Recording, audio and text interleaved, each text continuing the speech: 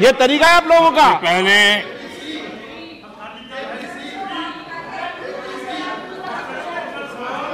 देखिए माननीय सदस्य, मैं पुनः आपको चेतावनी दे रहा हूं, नहीं तो मुझे नेम करना पड़ेगा आपको।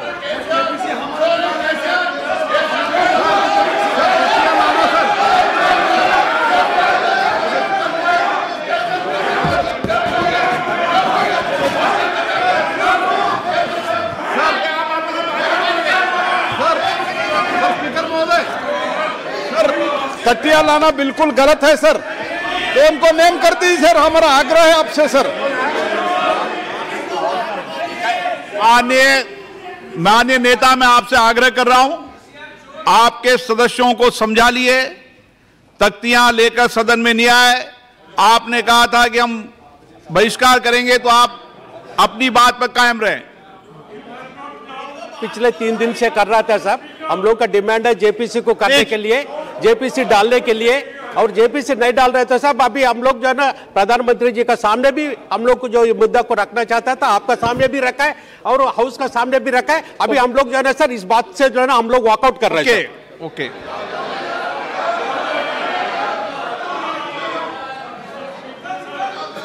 बैठ जाइए आप।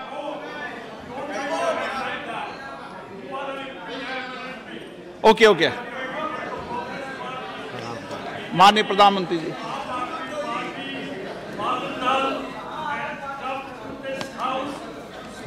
आदरणीय अध्यक्ष जी, सबसे पहले बजट पे मैं राष्ट्रपति जी के अभिभाषण पर धन्यवाद करता हूं, और ये मेरा सौभाग्य रहा है कि मुझे पहले भी कई बार राष्ट्रपति जी के अभिभाषण पर धन्यवाद करने का अवसर मिला है।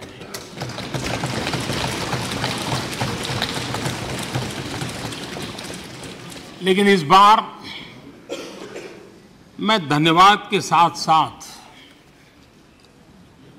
राष्ट्रपति महोदया जी का अभिनंदन भी करना चाहता हूं।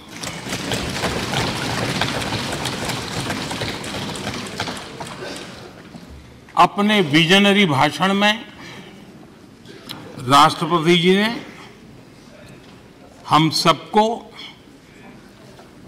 और करोड़ों देशवासियों को मार्गदर्शन किया है। गणतंत्र के मुखिया के रूप में उनकी उपस्थिति ऐतिहासिक भी है और देश की कोटि कोटि बहन बेटियों के लिए बहुत बड़ा प्रेरणा का अवसर भी। आदरणीय राष्ट्रपति महोदया ने आदिवासी समाज का गौरव तो बढ़ाया ही है, लेकिन आज आजादी के इतने सालों के बाद आदिवासी समाज में जो गौरव की अनुभूति हो रही है, उनका जो आत्मविश्वास बढ़ा है,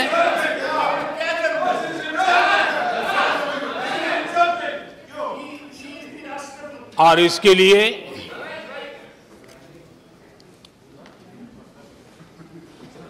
ये सदन भी और देश भी उनका आभारी हूं। राष्ट्रपति जी के भाषण में संकल्प से सिद्धि तक की यात्रा का बहुत बढ़िया तरीके से एक खाका खींचा गया। एक प्रकार से देश को अकाउंट भी दिया गया, इंस्पिरेशन भी दिया गया।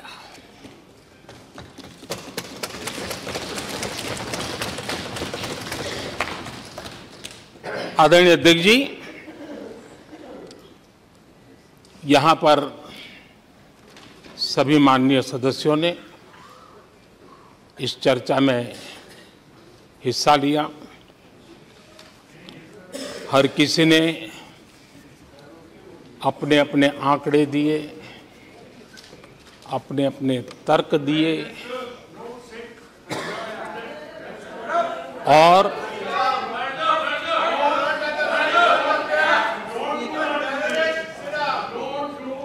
अपनी रुचि, प्रवृत्ति, प्रकृति के अनुसार सबने अपनी बातें रखी और जब इन बातों को गौर से सुनते हैं, उसे समझने का जब प्रयास करते हैं, तो ये भी ध्यान में आता है कि किसकी कितनी क्षमता है, किसकी कितनी योग्यता है, किसकी कितनी समझ है और किसका क्या इरादा है। ये सारी बातें प्रकट होती ही हैं और देश भली भांति तरीके से उसका मूल्यांकन भी करता है। मैं चर्चा में शामिल सभी माननीय सदस्यों का हृदय से आभार व्यक्त करता हूं, लेकिन मैं देख रहा था कल कुछ लोगों के भाषण के बाद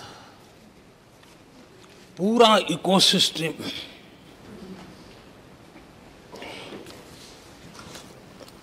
समर्थक उछल रहे थे और खुश होकर के कहने लगे, ये हुई है। सदस्य, मैं अंतिम बार बोल रहा हूं, आप सीट पर बैठे बैठे नहीं बोले, आप वरिष्ठ सदस्य हैं और कोई शब्दों को नहीं, गलत, आप चुप रहिए। नो नो,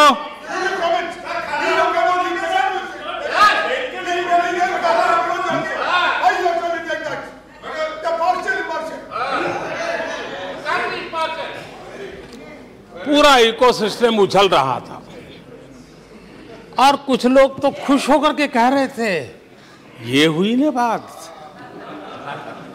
बड़ा, शायद नींद भी अच्छी आई होगी, शायद आज उठ भी नहीं पाए होंगे।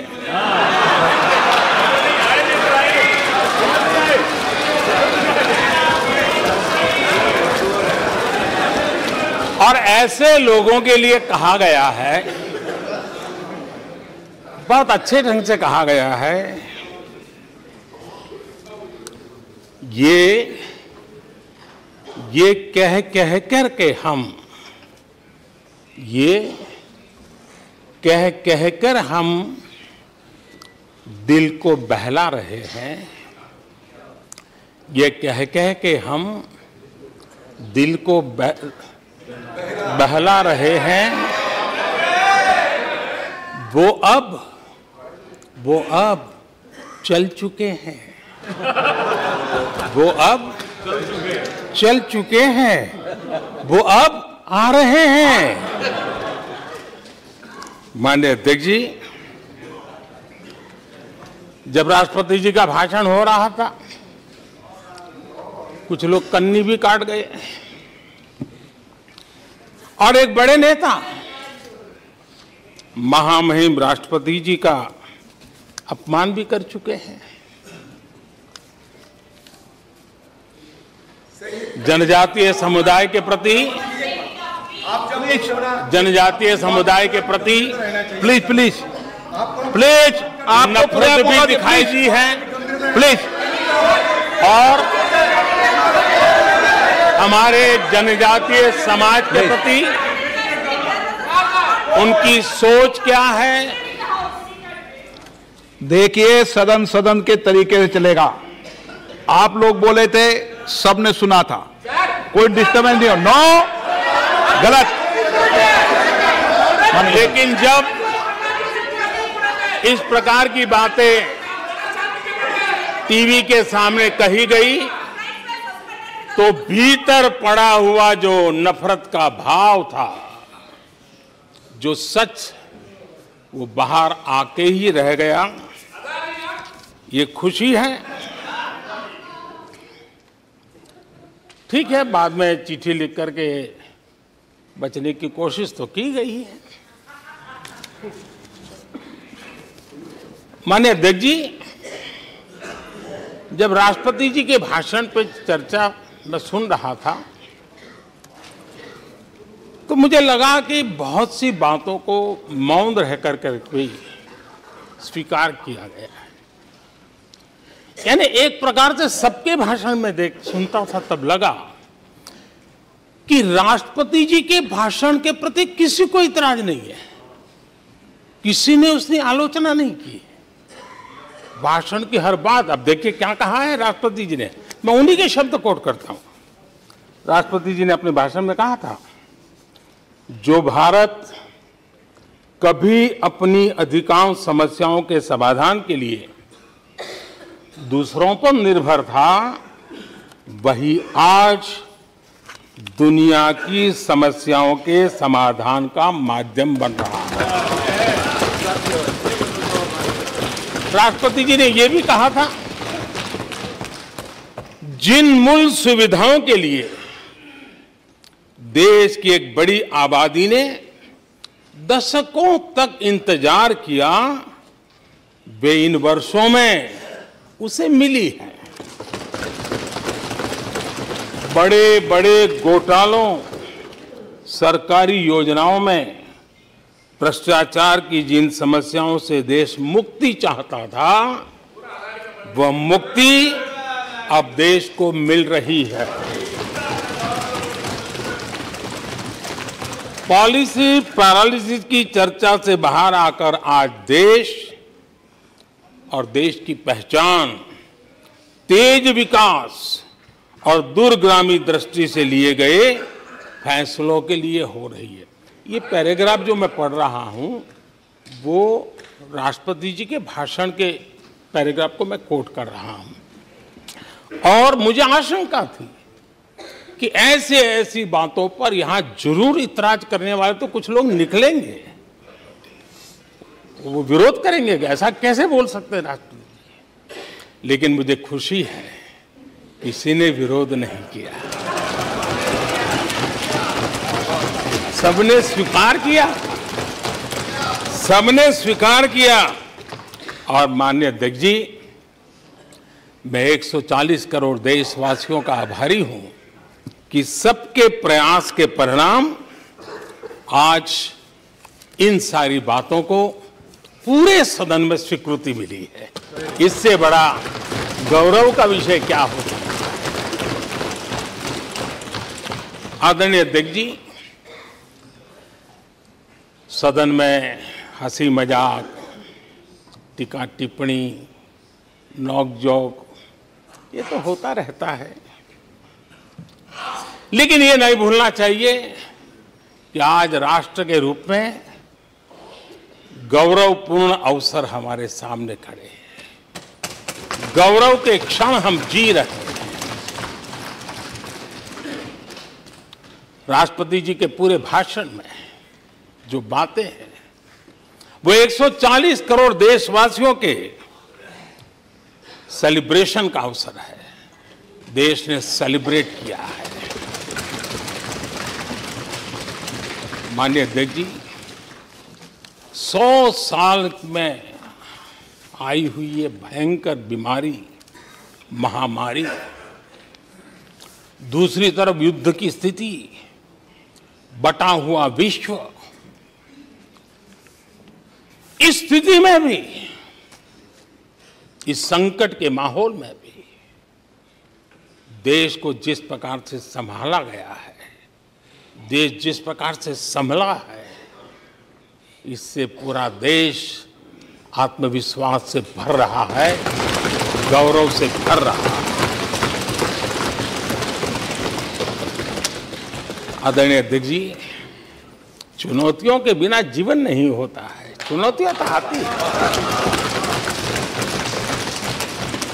लेकिन चुनौतियों से ज्यादा सामर्थ्यवान है 140 करोड़ देशवासियों का जज्बा। 140 करोड़ देशवासियों का सामर्थ्य चुनौतियों से भी ज्यादा मजबूत है, बड़ा है और सामर्थ्य से भरा हुआ है। इतनी बड़ी भयंकर महामारी, बटा हुआ विश्व, युद्ध के कारण हो रहे विनाश, अनेकों देशों में अस्थिरता का माहौल है। कई देशों में भीषण महंगाई है, बेरोजगारी, खाने पीने का संकट, और हमारे अड़ोस पड़ोस में भी जिस प्रकार से हालत बने हुई है, ऐसी स्थिति में माननीय अध्यक्ष जी, कौन हिंदुस्तानी इस बात पे गर्व नहीं करेगा कि ऐसे समय में भी देश दुनिया की 5वीं बड़ी अर्थव्यवस्था बना है।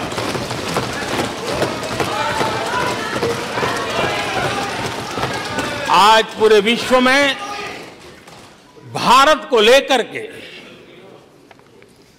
पॉजिटिविटी है, एक आशा है, भरोसा है।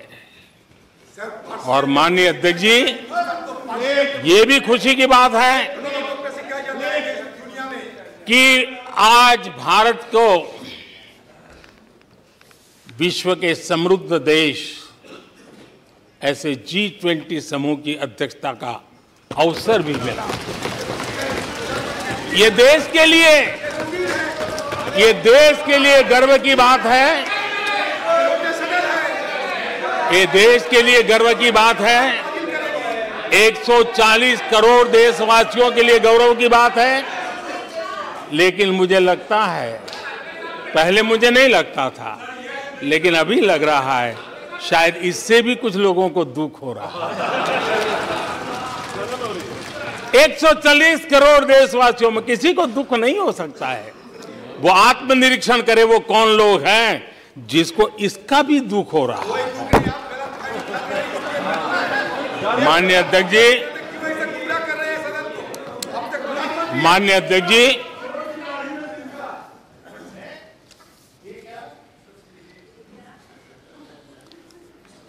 आज दुनिया की हर विश्वसनीय संस्था, सारे एक्सपर्ट्स जो वैश्विक प्रवाहों को बहुत गहराई से अध्ययन करते हैं,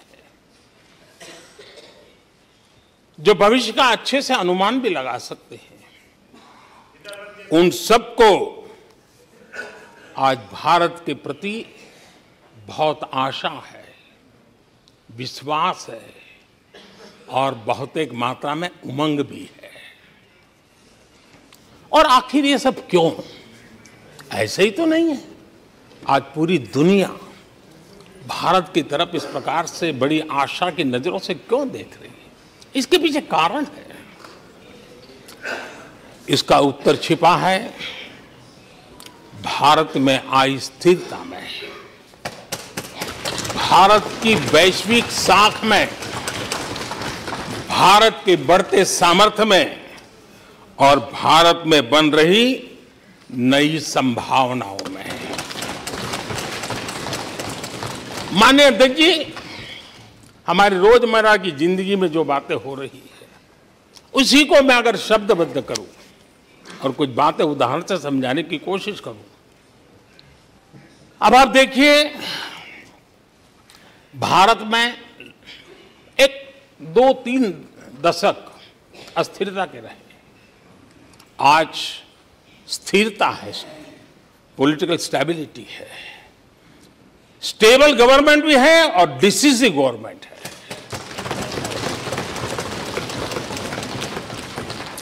और उसका भरोसा स्वाभाविक होता है।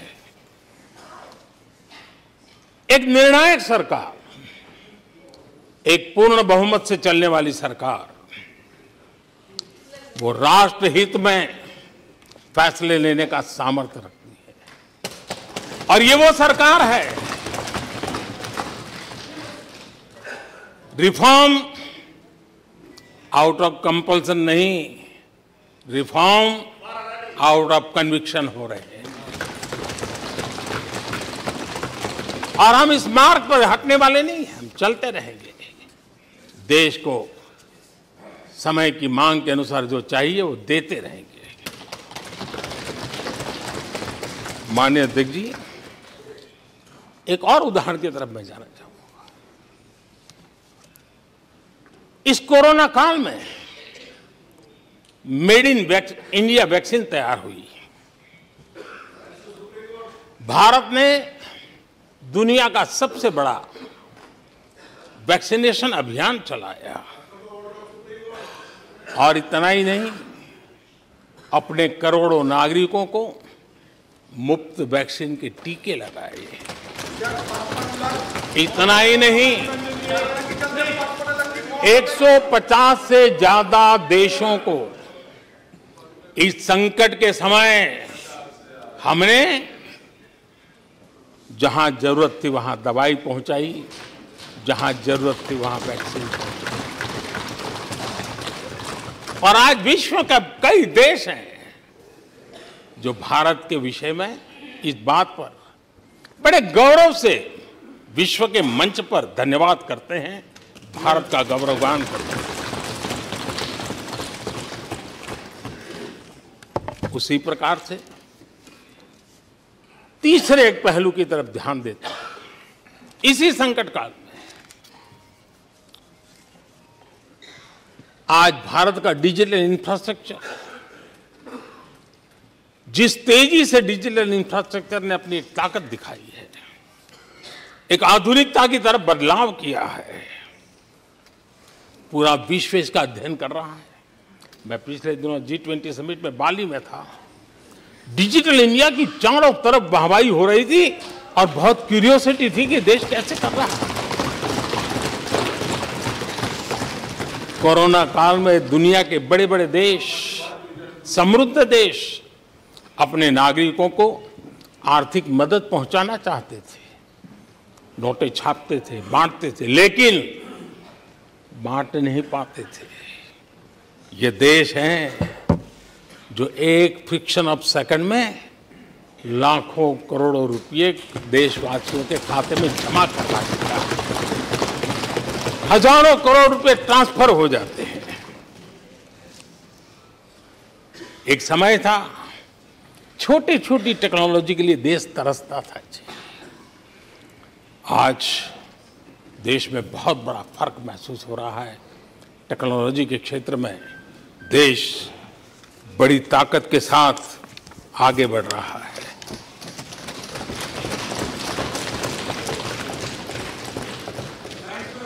कोविन, दुनिया के लोग अपने वैक्सीनेशन का सर्टिफिकेट भी दे नहीं पाते जी। आज वैक्सीन लो, हमारे मोबाइल फोन पर हमारा सर्टिफिकेट दूसरी सेकंड पे अवेलेबल। ये ताकत हमने दिखाई है। माननीय अध्यक्ष जी, भारत में नई संभावनाएं हैं। दुनिया को सशक्त वैल्यू और सप्लाई चेन, उसमें आज पूरी दुनिया ने, कोरोना कालखंड ने सप्लाई चेन के मुद्दे पर दुनिया को हिला के रख दिया है। आज भारत उस कमी को पूरने की ताकत के साथ आगे बढ़ रहा है। कईयों को ये बात समझना बहुत देर लग जाएगी। भारत आज इसी दिशा में एक मैन्युफैक्चरिंग हब के रूप में उभर रहा है और दुनिया भारत की समृद्धि में अपनी समृद्धि देख रही है। माननीय अध्यक्ष जी, निराशा में डूबे हुए कुछ लोग इस देश की प्रगति को स्वीकार ही नहीं कर पा रहे हैं। उन्हें भारत के लोगों की उपलब्धियां नहीं दिखती है। अरे 140 करोड़ देशवासियों के पुरुषार्थ और प्रयास का परिणाम है जिसके कारण आज दुनिया में डंका बजना शुरू हुआ है। उन्हें भारत के लोगों के पुरुषार्थ और परिश्रम से प्राप्त उपलब्धियां उनको नजर नहीं आ रही हैं। माननीय अध्यक्ष जी, पिछले 9 वर्ष में भारत में 90,000 स्टार्टअप्स, और आज स्टार्टअप की दुनिया में हम दुनिया में तीसरे नंबर पर पहुंच चुके हैं।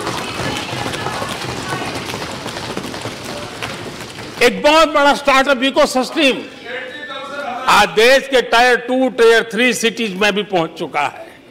हिंदुस्तान के हर कोने में पहुंचा है। भारत के युवा सामर्थ्य की पहचान बनता जा रहा है। माननीय अध्यक्ष जी, इतने कम समय में और कोरोना के विकट कालखंड में 108 यूनिकॉर्न बने हैं,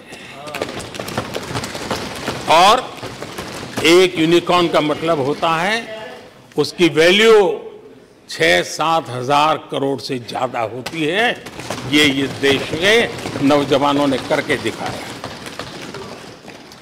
माननीय अध्यक्ष जी, आज भारत दुनिया में मोबाइल मैन्युफैक्चरिंग में दुनिया में दूसरा बड़ा देश बन गया है। घरेलू विमान यात्री, डोमेस्टिक एयर ट्रैफिक में आज विश्व में हम तीसरे नंबर पर पहुंच चुके हैं। एनर्जी कंजम्पशन प्रगति के एक मानदंड माना जाता है। आज भारत एनर्जी कंजम्पशन में दुनिया में एक कंज्यूमर के रूप में तीसरे नंबर पर हम पहुंच चुके हैं। रिन्यूएबल एनर्जी की कैपेसिटी में हम दुनिया में चौथे नंबर पर पहुंच चुके हैं। स्पोर्ट्स, कभी हमारी कोई पूछ नहीं होती थी, कोई पूछता नहीं था। आज स्पोर्ट्स की दुनिया में हर स्तर पर भारत के खिलाड़ी अपना रुतबा दिखा रहे हैं, अपना सामर्थ्य दिखा रहे हैं। एजुकेशन समेत हर क्षेत्र में आज भारत आगे बढ़ रहा है। पहली बार, माननीय अध्यक्ष जी, गर्व होगा, पहली बार हायर एजुकेशन में एनरोलमेंट वालों की संख्या 4 करोड़ से ज्यादा हो गई। इतना ही नहीं, बेटियों की भी भागीदारी बराबर होती जा रही है।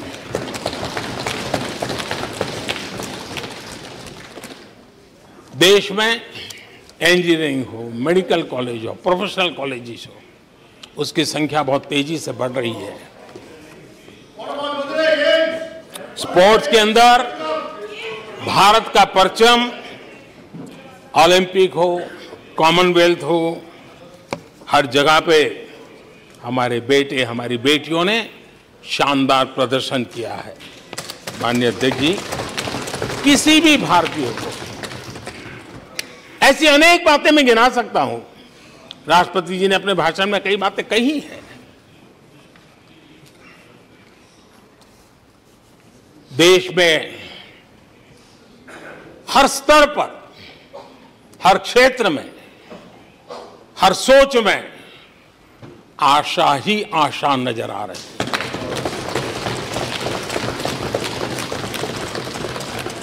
एक विश्वास से भरा हुआ देश है, सपने और संकल्प लेकर के चलने वाला देश है। लेकिन यहां कुछ लोग ऐसे निराशा में डूबे हैं, ऐसे निराशा में डूबे हैं। काका हाथरसी ने एक बड़ी मजेदार बात कही थी। काका हाथरसी ने कहा था, आगा पीछा देखकर क्यों होते गमगीन, जैसी जिसकी भावना वैसा दिखे सीन।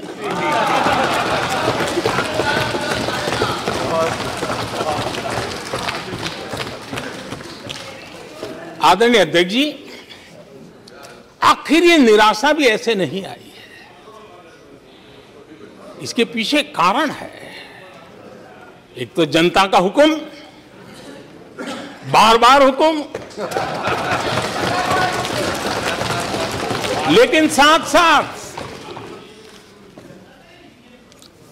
इस निराशा के पीछे जो अंतर मन में पड़ी हुई चीज है, जो चैन से सोने नहीं देती है, और क्या है? पिछले 10 साल में 2014 के पहले 2004 से 14 भारत की अर्थव्यवस्था खस्ता हाल हो गई। निराशा नहीं होगी तो क्या होगा? 10 साल में महंगाई डबल डिजिट रही, महंगाई डबल डिजिट रही, और इसलिए कुछ अगर अच्छा होता है तो निराशा और उभर करके आती है। और जिन्होंने बेरोजगारी दूर करने के वादे किए थे, जिन्होंने बेरोजगारी दूर करने के वादे किए थे,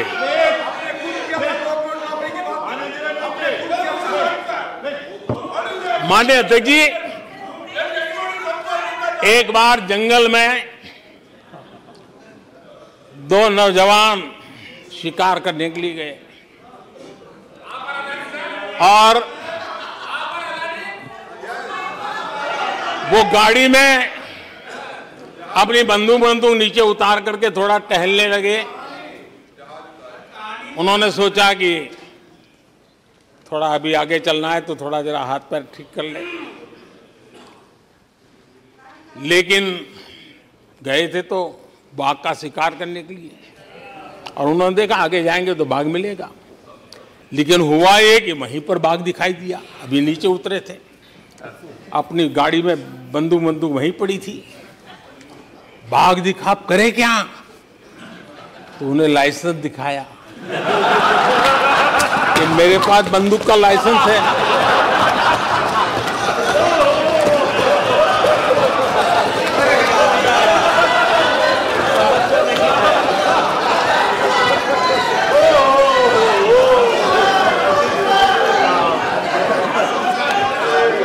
इन्होंने भी बेरोजगारी दूर करने के नाम पर कानून दिखाया, वो कानून बना दिया है। अरे देखो, कानून बना दिया है, ये इनके तरीके से पल्ला झाड़ दिया। 4 से 14 आजादी के इतिहास में सबसे घोटालों का दशक रहा, सबसे घोटाला।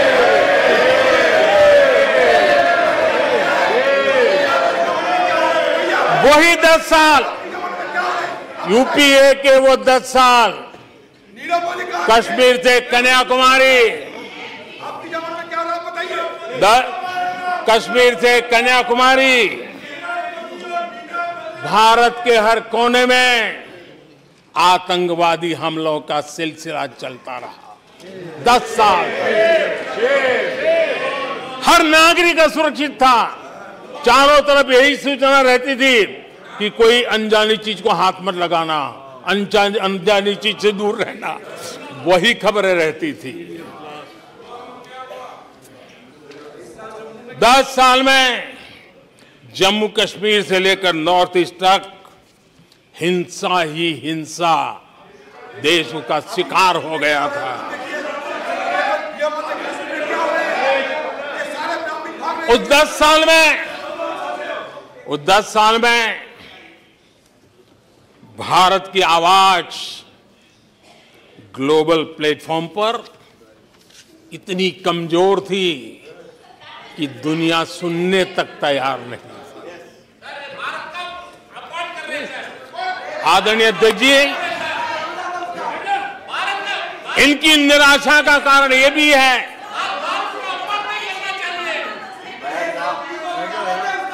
आज जब देश की क्षमता का परिचय हो रहा है, 140 करोड़ देशवासियों का सामर्थ्य खिल रहा है, खुल करके सामने आ रहा है।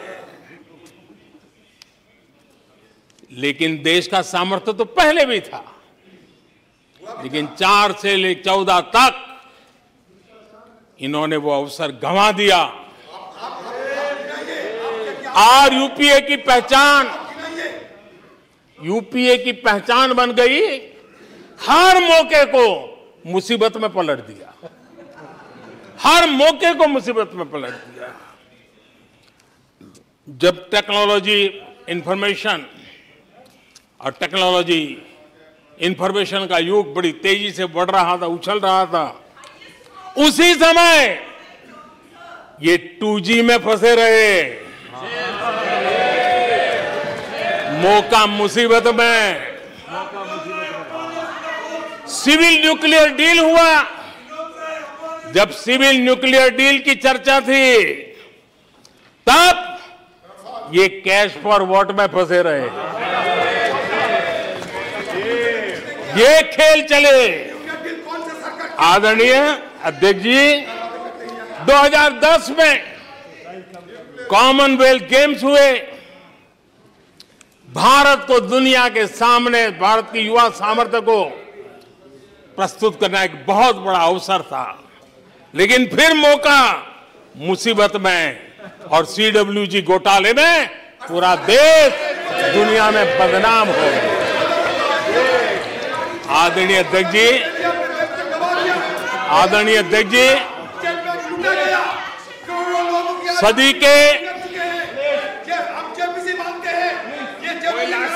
सदी के दूसरे दशक में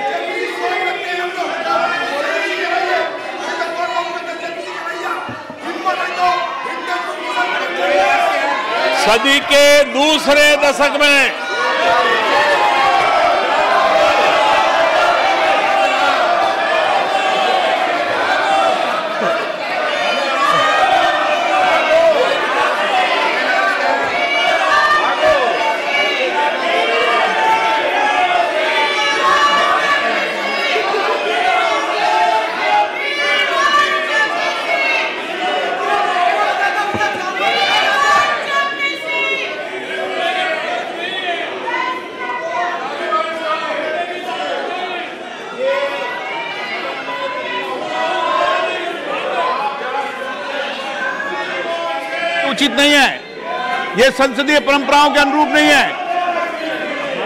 आप बिना तथ्यों के बोलते हैं और फिर सुनते नहीं हैं। प्लीज बैठिए। नो, बैठिए। No no no no no. आदरणीय अध्यक्ष जी, ऊर्जा का किसी भी देश के विकास में अपना एक महात्म्य होता है, और जब दुनिया में भारत की ऊर्जा शक्ति के उभार की दिशा में चर्चा की जरूरत थी, इस सदी के दूसरे दशक में हिंदुस्तान की चर्चा ब्लैकआउट के नाते हुई। पूरे विश्व में ब्लैकआउट के वो दिन चर्चा के केंद्र में आ गए। कोयला घोटाला चर्चा में आ गया। आदरणीय अध्यक्ष जी, देश पर इतने आतंकी हमले हुए, 2008 के हमलों को कोई भूल नहीं सकता है, लेकिन आतंकवाद पर सीना तान कर, आंख में आंख मिला करके हमले करने का सामर्थ्य नहीं था। उसे चुनौती को चुनौती देने की ताकत नहीं थी, और उसके कारण आतंकवादियों के हौसले बुलंद होते गए, और पूरा देश 10 साल तक खून बहता रहा। मेरे देश के निर्दोष लोगों का वो दिन गए थे। आदरणीय अध्यक्ष जी, जब LOC भारत के सामर्थ्य की ताकत का अवसर रहता था, उस समय डिफेंस डील को लेकर के हेलीकॉप्टर घोटाले और सत्ता को कंट्रोल करने वाले लोगों के नाम उसमें चिन्हित हो गए। आदरणीय अध्यक्ष जी, जब देश के लिए जरूरत थी और निराशा के मूल में ये चीजें पड़ी हुई है, सब उभर करके आ रहा है। आदरणीय अध्यक्ष जी, इस बात को हिंदुस्तान हर पल याद रखेगा कि 2014 के पहले का जो दशक था द लॉस्ट डेकेड के रूप में जाना जाएगा, और इस बात को इनकार नहीं कर सकते कि 2030 का जो दशक है ये इंडियाज डेकेड है पूरे विश्व के लिए। आदरणीय अध्यक्ष जी, थैंक यू शशि जी। बंटवारा हो गया, बंटवारा। आदरणीय अध्यक्ष जी,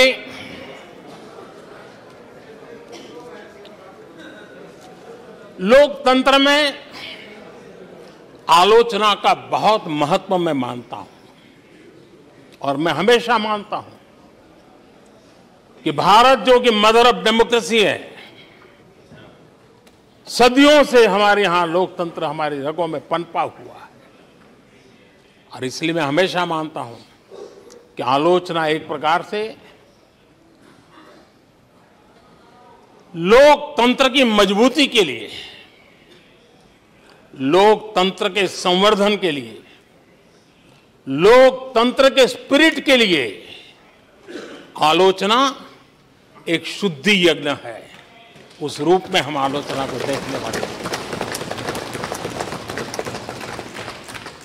लेकिन दुर्भाग्य से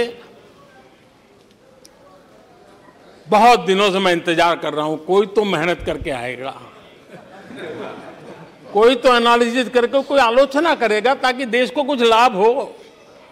लेकिन 9 साल आलोचना ने आरोपों में गंवा दिए जिन्होंने, सिवाय आरोप, गाली गलौज, कुछ भी बोल दो, इसके सिवाय कुछ नहीं किया।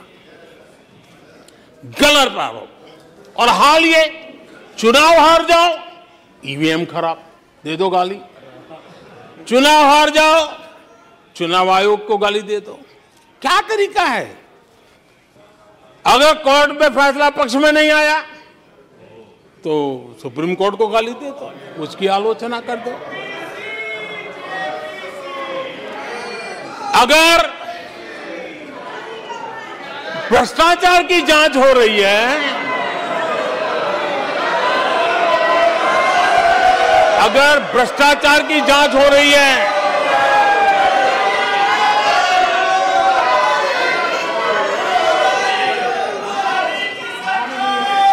माननीय अध्यक्ष जी, अगर भ्रष्टाचार की जांच हो रही है तो जांच एजेंसियों को गाली दो। अगर सेना पराक्रम करे, सेना अपना शौर्य दिखाए और वो नैरेटिव देश के जन जन के अंदर एक नया विश्वास पैदा करे, तो सेना की आलोचना करो, सेना को गाली दो, सेना पर आरोप करो। कभी आर्थिक देश की प्रगति की खबरें आए, आर्थिक प्रगति की चर्चा हो, विश्व के सारे संस्थान भारत की आर्थिक गौरवगान करे, तो यहां से निकलो, आरबीआई को गाली दो, भारत के आर्थिक संस्थानों को गाली दो।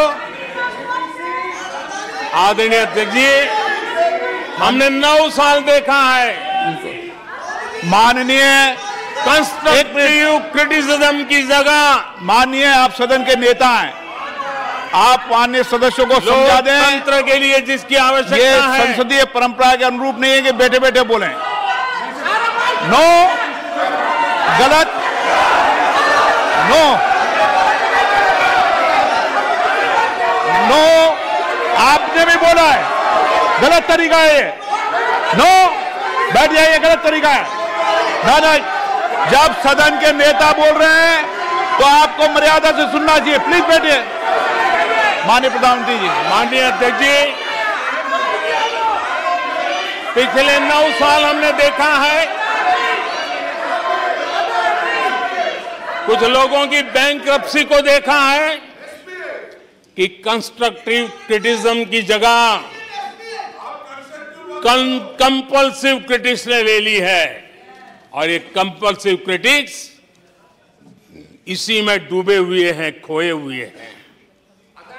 माननीय अध्यक्ष जी, सदन में भ्रष्टाचार की जांच करने वाली एजेंसियों के बारे में बहुत कुछ कहा गया और मैंने देखा कि बहुत सारे विपक्ष के लोग इस विषय में सुर मिला रहे थे। मिले मेरा तेरा सुर।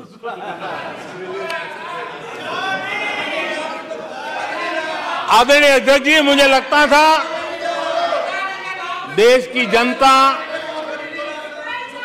देश के चुनाव के नतीजे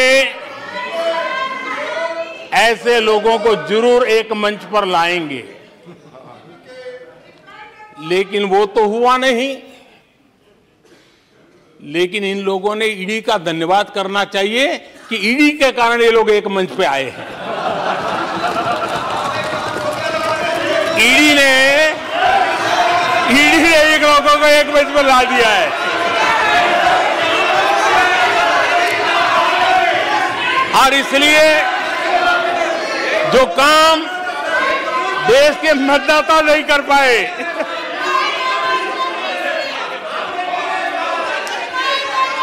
आदरणीय अध्यक्ष जी, मैं कई बार सुन रहा हूं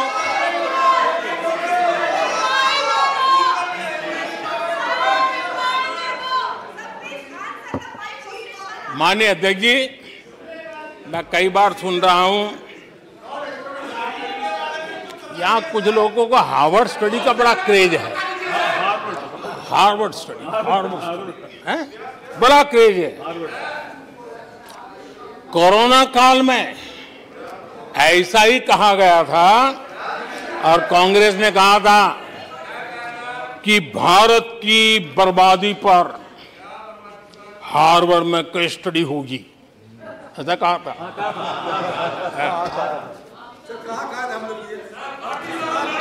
और कल फिर सदन में हार्वर्ड यूनिवर्सिटी में स्टडी की बात कल फिर हुई। लेकिन माननीय अध्यक्ष जी, बीते वर्षों में माननीय अध्यक्ष जी, बीते वर्षों में हार्वर्ड में एक बहुत बढ़िया स्टडी हुई है, बहुत इंपॉर्टेंट स्टडी हुई है। और उस स्टडी है, उसका टॉपिक क्या था मैं जरूर सदन को बताना चाहूंगा। और ये स्टडी हो चुकी है। स्टडी है the rise and decline of India's Congress party. ये स्टडी हो चुका है और मुझे विश्वास है अध्यक्ष जी, मुझे विश्वास है भविष्य में कांग्रेस की बर्बादी पर सिर्फ हार्वर्ड नहीं, बड़े बड़े विश्वविद्यालयों में अध्ययन होना ही होना है और डुबाने वाले लोगों पर भी होने वाला है। आदरणीय अध्यक्ष जी, मैं ऐसे लोगों के लिए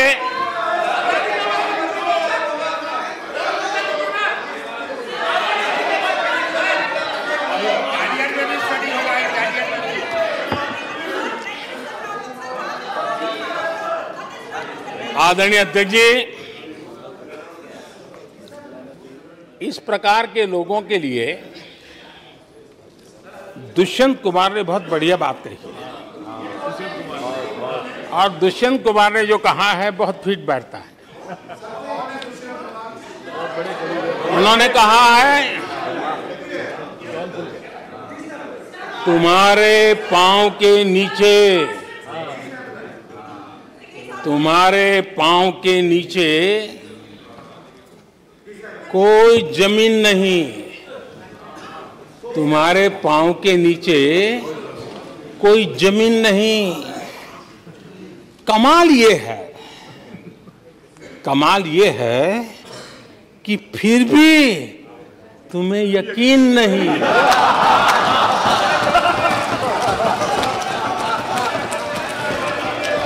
माननीय अध्यक्ष जी,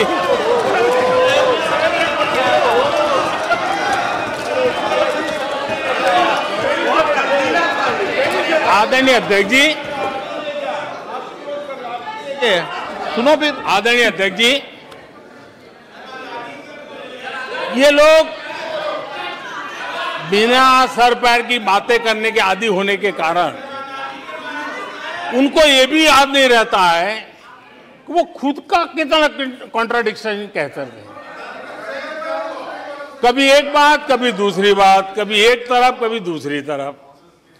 हो सकता है वो आत्मचिंतन करके खुद के अंदर जो विरोधाभास है उसको भी तो ठीक करेंगे। अब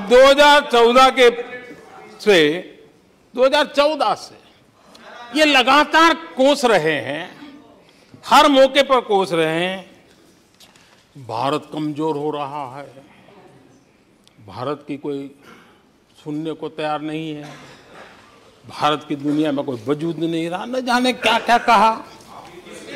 और अब क्या कह रहे हैं? अब कह रहे हैं कि भारत इतना मजबूत हो गया है कि दूसरे देशों को दबकाकर फैसले करवा रहा है।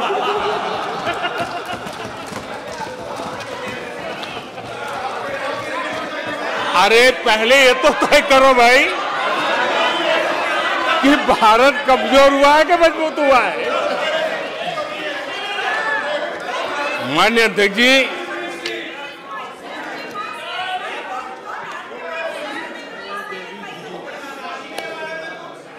माननीय अध्यक्ष जी, कोई भी जीवंत संगठन होता है,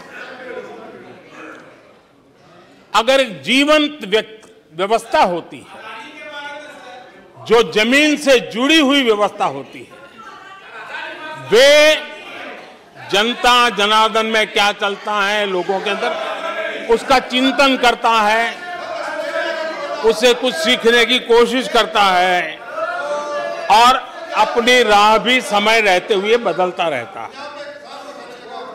लेकिन जो अहंकार में डूबे होते हैं, जो बस सब कुछ हम ही को ज्ञान है, सब हमारा ही सही सही है, ऐसी जो सोच में जीते हैं,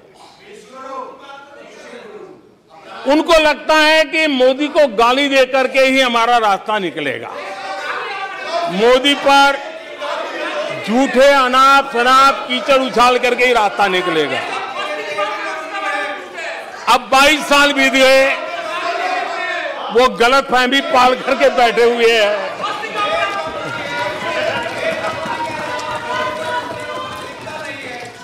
आदरणीय अध्यक्ष जी,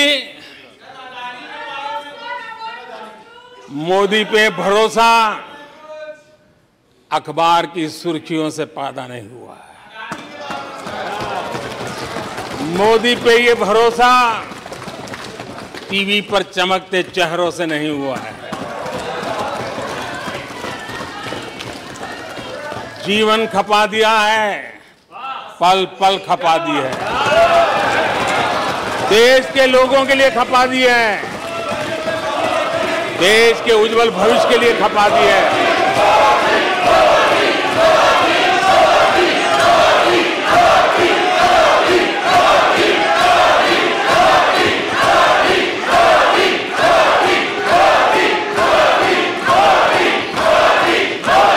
आदरणीय अध्यक्ष जी, आदरणीय अध्यक्ष जी,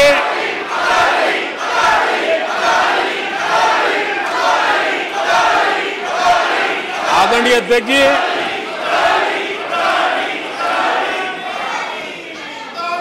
जो देशवासियों का मोदी पर भरोसा है,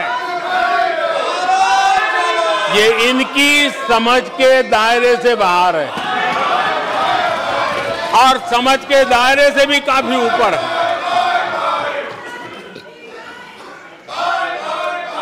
क्या ये झूठे आरोप लगाने वालों पर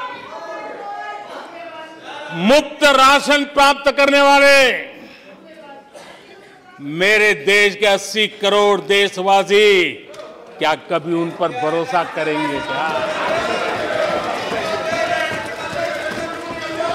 आदरणीय अध्यक्ष जी, one nation one ration card,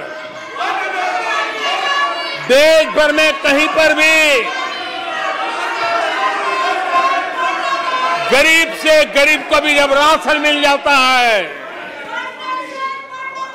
वो आपकी झूठी बातों पर, आपके गलत गलीच आरोपों पर कैसे भरोसा करेगा। आदरणीय अध्यक्ष जी,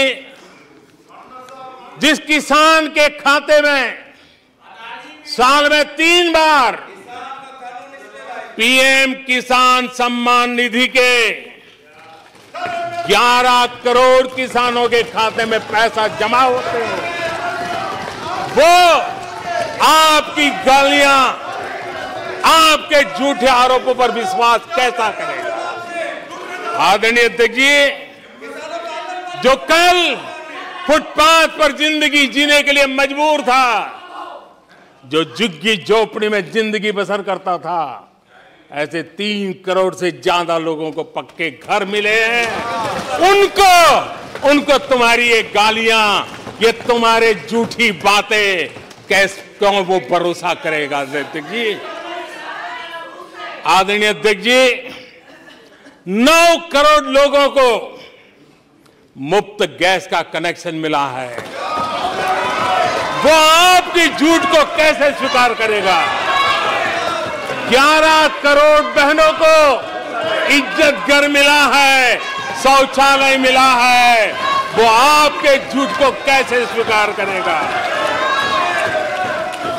आदरणीय अध्यक्ष जी, आजादी के 75 साल बीत गए, 8 करोड़ परिवारों को आज नल से जल मिला है, वो माताएं तुम्हारे झूठ को कैसे स्वीकार करेगी, तुम्हारी गलतियों को, गालियों को कैसे स्वीकार करेगी। आयुष्मान भारत योजना, आयुष्मान भारत योजना से 2 करोड़ परिवारों को मदद पहुंची है, जिंदगी बच गई है उनकी। मुसीबत के समय मोदी काम आया है, तुम्हारी गालियां को वो कैसे स्वीकार करेगा, कैसे स्वीकार करेगा। आदरणीय अध्यक्ष जी, आपकी गालियां, आपके आरोपों को इन कोटि कोटि, आदरणीय अध्यक्ष जी, आपकी गालियों को, आपके आरोपों को इन कोटि कोटि भारतीयों से होकर के गुजरना पड़ेगा, जिनको दशकों तक मुसीबतें में जिंदगी जीने के लिए तुमने मजबूर किया था। आदरणीय अध्यक्ष जी, कुछ लोग अपने लिए, अपने परिवार के लिए बहुत कुछ तबाह करने पर लगे हुए हैं, अपने लिए, अपने परिवार के लिए जी रहे हैं। मोदी तो 25 करोड़ देशवासियों के परिवार का सदस्य है।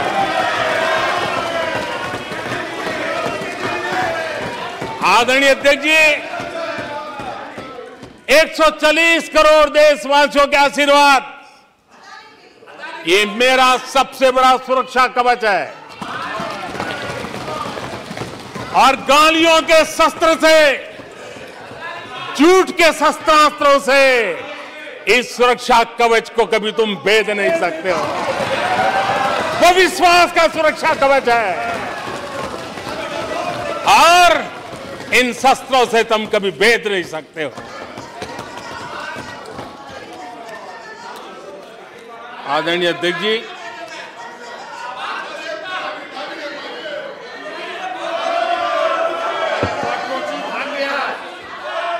आने सदस्य प्लीज। नहीं, ये तरीका उचित नहीं है आपका, कोई तरीका उचित नहीं है।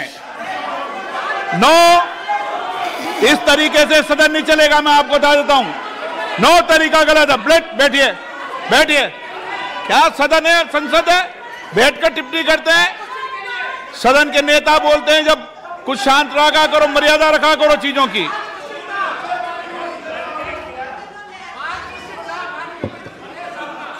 आदरणीय अध्यक्ष जी, हमारी सरकार कुछ बातों के लिए प्रतिबद्ध है। समाज के वंचित वर्ग को वरीयता, उस संकल्प को लेकर के हम जी रहे हैं, उस संकल्प को लेकर के चल रहे हैं। दशकों तक दलित, पिछड़े, आदिवासी जिस हालत में उनको छोड़ दिया गया था, वो सुधार नहीं आया जो संविधान निर्माताओं ने सोचा था, जो संविधान निर्माताओं ने निर्दिष्ट किया था।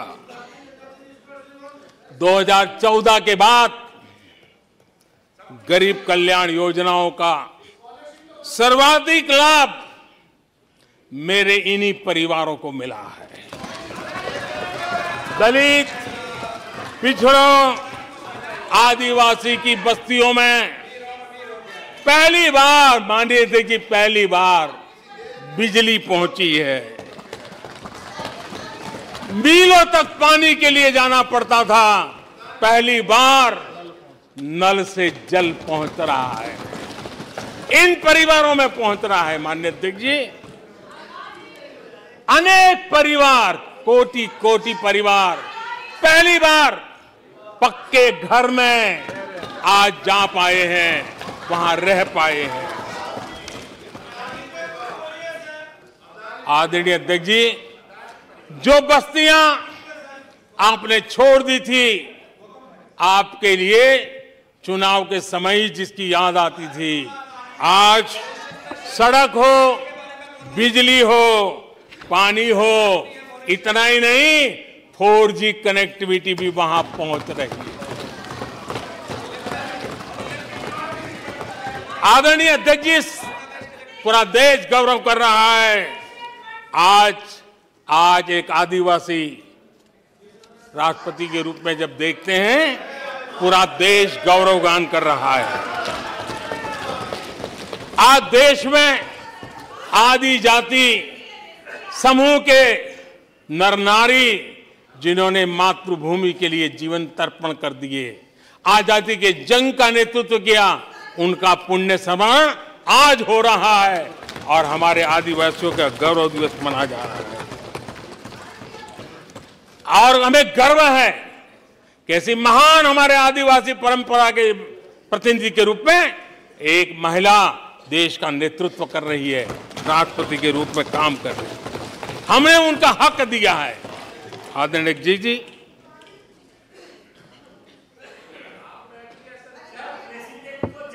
आदरणीय अध्यक्ष जी, हम पहली बार देख रहे हैं। एक बात ये भी सही है, हम सबका समान अनुभव है, सिर्फ मेरा ही ऐसा है ऐसा नहीं, आपका भी है। हम सब जानते हैं कि जब मां सशक्त होती है तो पूरा परिवार सशक्त होता है। जब मां सशक्त होती है तो परिवार सशक्त होता है, परिवार सशक्त होता है तो समाज सशक्त होता है, और तभी जाकर के देश सशक्त होता है। और मुझे संतोष है कि माताएं, बहनों, बेटियों को सबसे ज्यादा सेवा करने का सौभाग्य हमारी सरकार को मिला है। हर छोटी मुसीबत को दूर करने का प्रामाणिक पूर्वक प्रयास किया है। बड़ी संवेदनशीलता के साथ उस पर हमने ध्यान केंद्रित किया है। आदरणीय अध्यक्ष जी, कभी कभी मजाक उड़ाया जा रहा है, ऐसा कैसा प्रधानमंत्री है, लाल किले पर से टॉयलेट की बातें करता है, बड़ी मजाक उड़ाई गई। आदरणीय अध्यक्ष जी, ये टॉयलेट, ये इज्जतगार, इन मेरी माताओं बहनों की क्षमता, उनकी सुविधा, उनका सुरक्षा का सम्मान करने वाली बात। इतना ही नहीं मानिए अध्यक्ष जी, जब मैं सैनिटरी पैड की बात करता हूं तो लोगों को लगता है अरे प्रधानमंत्री ऐसे विजय में क्यों जाते हैं। माननीय अध्यक्ष जी, सैनिटरी पैड्स के अभाव में गरीब बहन बेटियों के अपमान सहती थी, बीमारियों का शिकार हो जाती थी। माताओं बहनों को धुएं में दिन के कई घंटे बिताने पड़ते थे, उनका जीवन धुएं फंसा रहता था। उसे मुक्ति दिलाने का काम उन गरीब माताओं बहनों को करने का सौभाग्य हमें मिला है। जिंदगी खप जाती थी, आधा समय पानी के लिए, आधा समय केरोसिन की लाइन के अंदर खपे रहते थे। आज उसे मुक्ति देने का संतोष, उन माताओं बहनों को मुक्ति देने का संतोष।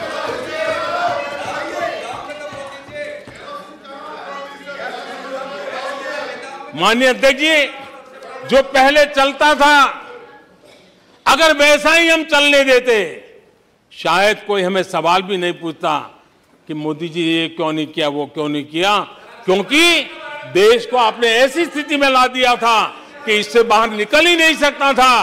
वैसी निराशा में देश को झोंक कर रखा हुआ था। हमने उज्ज्वला योजना से धुएं से मुक्ति दिलाई, जल जीवन से पानी दिया, बहनों के सशक्तिकरण के लिए काम किया। 9 करोड़ बहनों को सेल्फ हेल्प ग्रुप, स्वयं सहायता समूह से जोड़ना, माइनिंग से लेकर के डिफेंस तक, आज माताओं बहनों को, बेटियों को अवसर खोल दिए हैं। ये खोलने का काम हमारी सरकार ने किया है। आदरणीय अध्यक्ष जी, इस बात को हम याद करें, वोट बैंक की राजनीति ने देश के सामर्थ्य को कभी कभी बहुत बड़ा गहरा धक्का पहुंचाया है, और उसी का परिणाम है कि देश में जो होना चाहिए, जो समय पे होना चाहिए था, उस पर काफी देर हो गई। आप देखिए, मध्यम वर्ग लंबे समय तक मध्यम वर्ग को पूरी तरह नकार दिया गया, उसकी तरफ देखा तक नहीं गया। एक प्रकार से वो मान के चला कि हमारा कोई नहीं, अपने ही बलबूते पर जो हो सकता है करते चलो। वो अपनी पूरी शक्ति बेचारा खपा देता था। लेकिन हमारी सरकार, एनडीए सरकार ने मध्यम वर्ग की ईमानदारी को पहचाना है, उन्हें सुरक्षा प्रदान की है, और आज हमारा परिश्रमी मध्यम वर्ग देश को नई ऊंचाई पर ले जा रहा है। सरकार के विभिन्न योजनाओं से मध्यम वर्ग को कितना लाभ हुआ है, माननीय अध्यक्ष जी, मैं उदाहरण देता हूं। 2014 से पहले जीबी डेटा, क्योंकि आज युग बदल चुका है, ऑनलाइन दुनिया चल रही है, हर एक के हाथ में मोबाइल पड़ा हुआ है, कुछ लोगों के जेब फटे हुए हो तो भी मोबाइल तो होता ही है। आदरणीय अध्यक्ष जी, 2014 के पहले जीबी डेटा की कीमत 250 रुपया थी, आज सिर्फ 10 रुपया, आज सिर्फ 10 रुपया। आदरणीय अध्यक्ष जी, एवरेज हमारे देश में एक नागरिक एवरेज 20 जीबी का उपयोग करता है। अगर उस हिसाब को मैं लगाऊं तो एवरेज एक व्यक्ति का 5,000 रुपया बचता है। आदरणीय अध्यक्ष जी, 5,000 रुपया बचता है। आदरणीय अध्यक्ष जी, जन औषधि स्टोर आज पूरे देश में आकर्षण का कारण बने हैं, क्योंकि मध्यम वर्ग का परिवार, उसको अगर परिवार में सीनियर सिटीजन है, डायबिटीज जैसी बीमारी है, तो 1,000, 2,000, 2,500, 3,000 की दवाई हर महीना लेनी पड़ती है।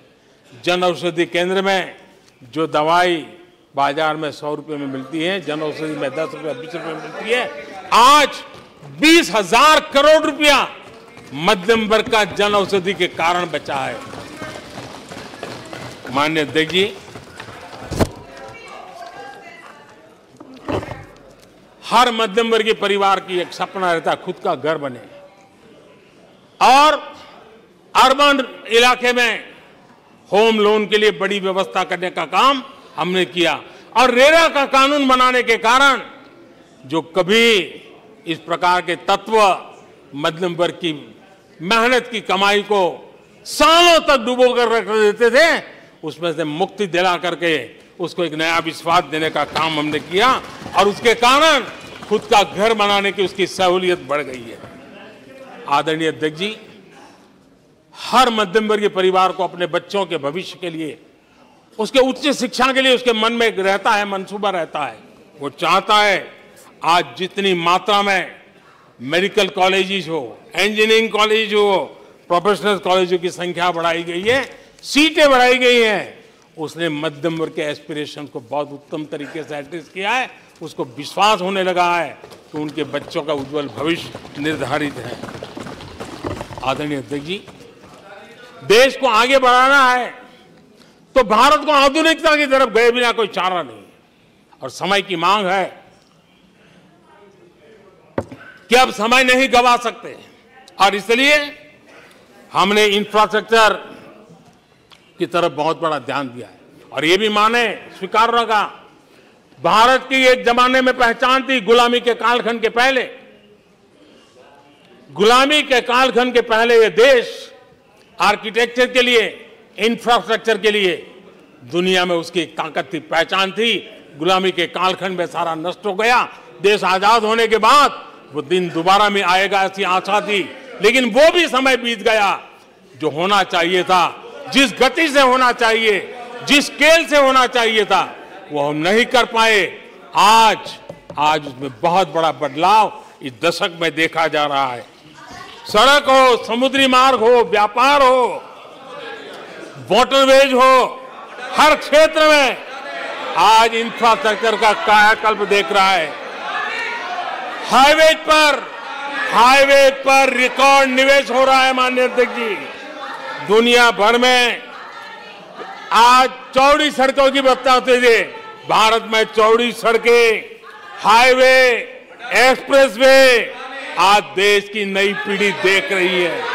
भारत में वैश्विक स्तर के अच्छे हाईवे, एक्सप्रेस दिखे, इस दिशा में हमारा काम है। पहले रेलवे इंफ्रास्ट्रक्चर अंग्रेजों ने जो देकर के गए, उसी पर भी हम बैठे रहे, उसी को हमने अच्छा मान लिया, गाड़ी चलती थी। आदरणीय अध्यक्ष जी, वो समय था, आदरणीय अध्यक्ष जी, वो समय था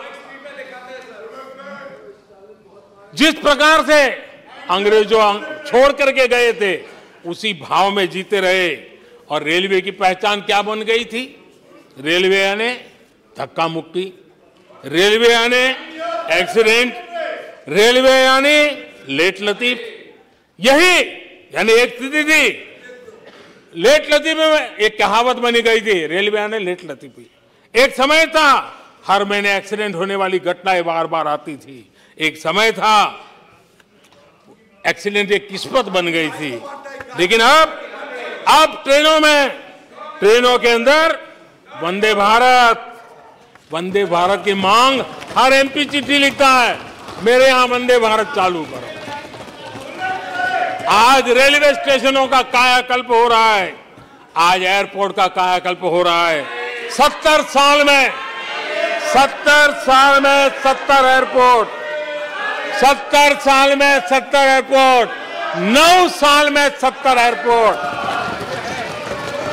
देश में वाटरवेज भी बन रहा है। आज वाटरवेज पर ट्रांसपोर्टेशन हो रहा है। आदरणीय अध्यक्ष जी, देश आधुनिकता की तरफ बढ़े, इसके लिए आधुनिक इंफ्रास्ट्रक्चर को बल देते हुए, आदरणीय अध्यक्ष जी, मेरे जीवन में, सार्वजनिक जीवन में 4-5 दशक मुझे हो गए, और मैं हिंदुस्तान के गांवों से गुजरा हुआ इंसान, 4-5 दशक तक उसमें से एक लंबा कालखंड परिव्राजक के रूप में बिताया है। हर स्तर के परिवारों से बैठने उठने का, बात करने का अवसर मिला है, और इसलिए भारत के हर भूभाग को, समाज की हर भावना से परिचित हूं। और मैं इसके आधार पर कह सकता हूं, और बड़े विश्वास से कह सकता हूं, कि भारत का सामान्य मानवी पॉजिटिविटी से भरा हुआ है। सकारात्मकता उसके स्वभाव का, उसके संस्कार का हिस्सा है। भारतीय समाज नेगेटिविटी को सहन कर लेता है, स्वीकार नहीं करता। ये उसकी प्रकृति नहीं। भारतीय समुदाय का स्वभाव खुशमिजाज है, स्वप्नशील समाज है, सत्कर्म के रास्ते पर चलने वाला समाज है, सृजन कार्य से जुड़ा हुआ समाज है।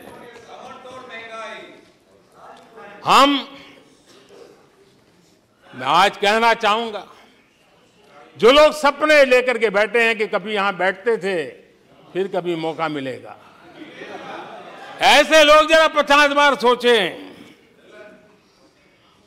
अपने तौर तरीकों पर जरा पुनर्विचार करें। लोकतंत्र में आपको भी आत्मचिंतन करने की आवश्यकता है। आधार आज डिजिटल लेन देन का सबसे बड़ा महत्वपूर्ण अंग बन गया। आपने उसको भी निराधार करके रख दिया था, अब उसके भी पीछे पड़ गए थे।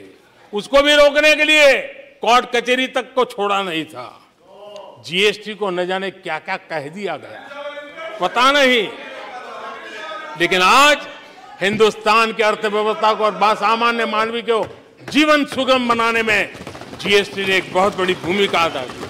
वो जमा एचएएल को कितनी गालियां दी गई, किस प्रकार से बड़े बड़े फोरम का मिसयूज किया गया। आज एशिया का सबसे बड़ा हेलीकॉप्टर बनाने वाला हब बन चुका है, जहां से तेजस हवाई जहाज सैकड़ों की संख्या में बन रहे हैं। भारतीय सेना के हजारों करोड़ रुपए का ऑर्डर आज एचएएल के पास है। भारत के अंदर आज वाइब्रेंट डिफेंस इंडस्ट्री आगे आ रही है। आज भारत डिफेंस एक्सपोर्ट करने लगा है। माननीय अध्यक्ष जी, हिंदुस्तान के हर नौजवान को गर्व होता है, निराशा में डूबे हुए लोगों से अपेक्षा नहीं है। आदरणीय अध्यक्ष जी, आप जानते हैं भली भांति, समय सिद्ध कर रहा है,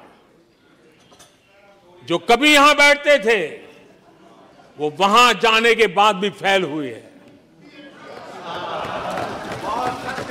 वहां जाने के बाद भी फेल हुए हैं और देश पास होता जा रहा है, डिस्टिंक्शन पे जा रहा है। और इसलिए समय की मांग है कि आज निराशा में डूबे हुए लोग थोड़ा स्वस्थ मन रख के आत्मचिंतन करें। आदरणीय अध्यक्ष जी, यहां जम्मू कश्मीर की भी चर्चा हुई, जम्मू कश्मीर की भी चर्चा हुई, और जो अभी अभी जम्मू कश्मीर घूम करके आए उन्होंने देखा होगा कितने आन बान शान के साथ आप जम्मू कश्मीर में जा सकते, घूम सकते, फिर सकते। आदरणीय अध्यक्ष जी, पिछली शताब्दी के उत्तरार्ध में, आदरणीय अध्यक्ष जी, पिछली शताब्दी के उत्तरार्ध में मैं भी जम्मू कश्मीर में यात्रा लेके गया था और लाल चौक में तिरंगा फहराने का संकल्प लेकर के चला था। और तब आतंकवादियों ने पोस्टर लगाए थे, आतंकवादियों ने पोस्टर लगाए थे उस समय, और कहा था कि देखते हैं किसने अपनी मां का दूध पिया है जो लाल चौक में आके तिरंगा फहराता है। पोस्टर लगे थे। और उस दिन वो 24 जनवरी थी, मैंने जम्मू के अंदर बड़ी सभा में कहा था, अध्यक्ष जी मैं पिछली शताब्दी की बात कर रहा हूं, और तब मैंने कहा था आतंकवादी कान खोल करके सुन ले। उस दिन मैंने कहा था आतंकवादी कान खोल करके सुन ले। 26 जनवरी को ठीक 11 बजे मैं लाल चौक पहुंचूंगा, बिना सिक्योरिटी आऊंगा, बुलेट प्रूफ जैकेट के बिना आऊंगा, और फैसला लाल चौक में होगा किसने अपनी मां का दूध पिया।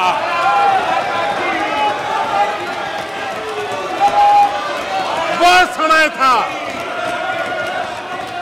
माननीय अध्यक्ष जी, और जब श्रीनगर के लाल चौक में तिरंगा फहराया, उसके बाद मैंने मीडिया के लोग पूछने लगे, मैंने कहा था कि आमतौर पर तो 15 अगस्त और 26 जनवरी को जब भारत का तिरंगा लहराता है तो भारत के आयुध, भारत के बारूद सलामी देते हैं, आवाज करके देते हैं। मैंने कहा आज जब मैं लाल चौक के अंदर तिरंगा फहरा हूं, दुश्मन देश का बारूद भी सलामी कर रहा है, गोलियां चला रहा था, बंदूकें बम फोड़ रहा था। आदरणीय अध्यक्ष जी, आज जो शांति आई है, आज चैन से जा सकते हैं, सैकड़ों की तादाद में जा सकते हैं। ये माहौल और पर्यटन की दुनिया में कई दशकों के बाद सारे रिकॉर्ड जम्मू कश्मीर ने तोड़े हैं। आज जम्मू कश्मीर में लोकतंत्र का उत्सव मनाया जा रहा है। आदरणीय अध्यक्ष जी, आज जम्मू कश्मीर में हर घर तिरंगा का सफल कार्यक्रम होते हैं। मुझे खुशी है, कुछ लोग हैं जो कभी कहते थे तिरंगे से शांति बिगड़ने का खतरा लगता था, कुछ लोगों को ऐसा कहते थे कि तिरंगे से जम्मू कश्मीर में शांति बिगड़ने का खतरा लगता था। वक्त देखिए, वक्त का मजा देखिए, अब वो भी तिरंगा यात्रा में शरीक हो रहे हैं।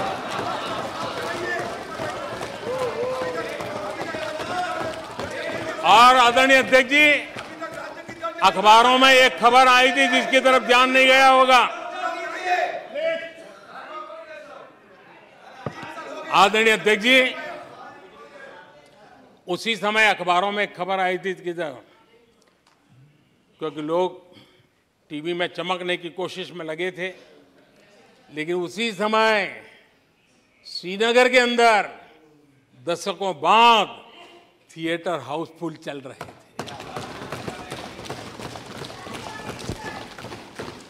और अलगाववादी दूर दूर तक नजर नहीं आते थे। अब ये भी देश ने देखा है। आदरणीय अध्यक्ष जी, अभी हमारे साथी आखिरी हमारे माननीय सदस्य नॉर्थ ईस्ट के लिए कह रहे थे। मैं कहूंगा जरा एक बार नॉर्थ ईस्ट हो आइए। आपके जमाने का नॉर्थ ईस्ट और आज के जमाने का नॉर्थ ईस्ट देखिए। आधुनिक चौड़े हाईवे हैं, रेल की सुख सुविधा वाली सफर है, आप आराम से हवाई जहाज से जा सकते हैं। नॉर्थ ईस्ट के हर कोने में आज बड़ी, और मैं गर्व के साथ कहता हूं, आजादी का 75 साल मना रहे हैं, तब मैं गर्व से कहता हूं 9 साल में करीब 7500 7,500 7,500 जो हथियार के रास्ते पे चल पड़े थे, ऐसे लोगों ने सरेंडर किया और अलगाववादी प्रवृत्ति छोड़ करके मुख्य धारा में आने का काम किया है। आदरणीय अध्यक्ष जी, आज त्रिपुरा में लाखों परिवारों को पक्का घर मिला है, उसकी खुशी में मुझे शरीक होने का अवसर मिला। जब मैंने त्रिपुरा में हीरा योजना की बात कही थी, तब मैंने कहा था हाईवे, रेलवे और एयरवे, ये हीरा का आज सफलतापूर्वक त्रिपुरा की धरती पर मजबूती नजर आ रही है। त्रिपुरा तेज गति से आज भारत की विकास यात्रा का भागीदार बना है। आदरणीय अध्यक्ष जी, मैं जानता हूं सच सुनने के लिए भी बहुत सामर्थ्य लगता है।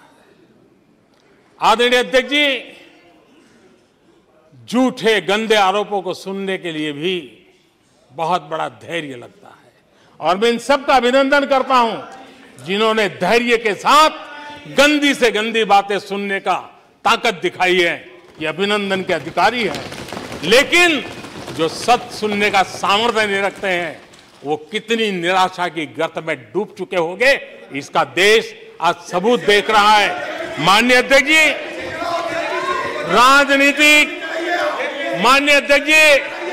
राजनीतिक मतभेद हो सकते हैं, विचारधाराओं में मतभेद हो सकते हैं, लेकिन ये देश अजरा अमर है। आओ हम चल पड़े 2047 आजादी के 100 साल मनाएंगे, एक विकसित भारत बना के रहेंगे, एक सपना लेकर के चले, एक संकल्प लेकर के चले, पूरे सामर्थ्य के साथ चले। और जो लोग बार बार गांधी के नाम पर रोटी खिलाते हैं, उनको मैं कहना चाहता हूं, एक बार गांधी को पढ़ ले, एक बार महात्मा गांधी को पढ़े। महात्मा गांधी ने कहा था, अगर आप अपने कर्तव्यों को पालन करोगे तो दूसरे के अधिकारों की रक्षा उसमें निहित है। आज कर्तव्य और अधिकार के बीच में भी लड़ाई देख रहे हैं। ऐसी नासमझी शायद देश ने पहली बार देखी होगी। और इसलिए माननीय अध्यक्ष जी, मैं फिर एक बार आदरणीय राष्ट्रपति जी को अभिनंदन करता हूं, राष्ट्रपति जी का धन्यवाद करता हूं। और देश आज यहां से एक नए उमंग, नए विश्वास, नए संकल्प के साथ चल पड़ा है। बहुत बहुत धन्यवाद। धन्यवाद। प्रस्ताव पर सदस्यों के अनेक संशोधन प्रस्तुत प्रस्ताव किए गए। सभा की सहमति हो तो मैं सभी संशोधनों एक साथ सभा के मतदान के लिए रखता हूं। धन्यवाद। प्रस्ताव पर सदस्यों ने अनेक संशोधन प्रस्तुत किए। अब मैं संशोधनों को एक साथ सभा में मतदान करता हूं। प्रश्न है कि माननीय सदस्यों द्वारा प्रस्तुत सभी संशोधन स्वीकृत किया जाए। जो सदस्य पक्ष में हाँ गए, जो सदस्य विरोध में ना गए, मेरे विचार में निर्णय ना वालों के पक्ष में, ना वालों के पक्ष पर प्रस्ताव स्वीकृत हुआ। प्लीज बैठिए, प्लीज बैठिए। देखिए माननीय सदस्य, प्लीज 1 मिनट बैठिए, 1 मिनट बैठे साहब, 1 मिनट बैठो पहले आप, 1 मिनट बैठिए आप प्लीज। 1 minute sitting. मैंने कल सभी मान्य सदस्यों ने 1 minute Adhir Ranjan ji please 1 minute सुनिए, बात सुनिए, 1 मिनट बात सुनिए। कल सदन में सभी मान्य सदस्यों ने देर रात्रि तक धन्यवाद प्रस्ताव पर चर्चा पर भाग लिया। कुछ मान्य सदस्यों ने राष्ट्रपति अभिभाषण के बार के बिंदु भी कहे। बिना तथ्यों के, बिना सबूतों के सदन का गलत तरीके से उपयोग किया गया, जो सदन की मर्यादा के अनुरूप नहीं है। और मेरा आग्रह है, हम सब लोग जिस धन्यवाद प्रस्ताव पर राष्ट्रपति जी को धन्यवाद देना चाहते हैं, उस पर एक मुझसे धन्यवाद दें। अब मैं राष्ट्रपति जी के अभिभाषण पर धन्यवाद प्रस्ताव को सभा के मतदान के लिए रखता हूं। प्रश्न है कि राष्ट्रपति की सेवा में निम्नलिखित शब्दों में एक समावेदन प्रस्तुत किया जाए कि इस सत्र में समवेत लोकसभा के सदस्य राष्ट्रपति के उस अभिभाषण के लिए जो उन्होंने 31 जनवरी 2023 को एक साथ समवेत संसद की दोनों सभाओं के समक्ष देने की कृपा की, उनके अत्यंत आभारी हैं। जो सदस्य पक्ष में वह हाँ गए हैं, मेरे विचार में निर्णय हाँ वालों के पक्षवा प्रस्ताव स्वीकृत हुआ। और सदन में सभी माननीय राष्ट्रपति जी के अभिवादन पर सर्वसम्मति से प्रस्ताव पारित करा करें, यह परंपरा हमेशा रहनी चाहिए। आइटम नंबर 30 वर्ष 2023-24 के लिए केंद्रीय बजट पर सामान्य चर्चा। श्री